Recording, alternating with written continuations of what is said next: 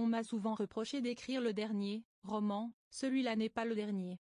Peut-être qu'il sera posthume mais en tout cas, il est commencé. Mais rassurez-vous, ce ne sera pas avant 2018. Cette prémonition pleine d'espièglerie dans la voix de Jean d'Ormesson est donc bien vraie. Son dernier roman posthume et moi, je vis toujours, Gallimard, sort ce jeudi 11 janvier en librairie. Un livre testament que l'académicien écrit à la manière d'une grande bande dessinée, une histoire en accéléré de l'humanité.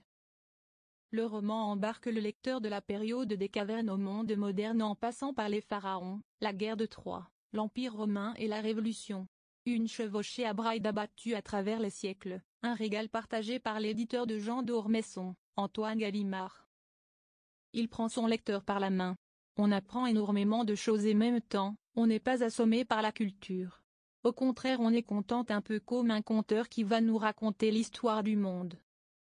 Jean d'Ormesson souhaitait publier son roman en urgence car il savait que le temps était compté, affirme son éditeur. Manuscrit remis en juillet dernier, le livre devait sortir initialement en février 2018. Mais sa disparition a changé la donne. Avec la parution du roman et moi, je vis toujours, Jean d'Ormesson est toujours présent dans le cœur des lecteurs. Depuis le décès de l'académicien le 5 décembre dernier, les ventes de ses livres se sont envolées, à plus de 200 000 exemplaires. Des proportions qui donnent la mesure du lien qui s'est noué entre l'écrivain et son public. En attendant de voir l'accueil réservé au livre du philosophe, un autre ouvrage posthume est à venir. L'écrivain a laissé à sa fille éditrice Héloïse un ultime manuscrit titré Un Hosanna sans fin, dont la date de publication n'est pas encore fixée.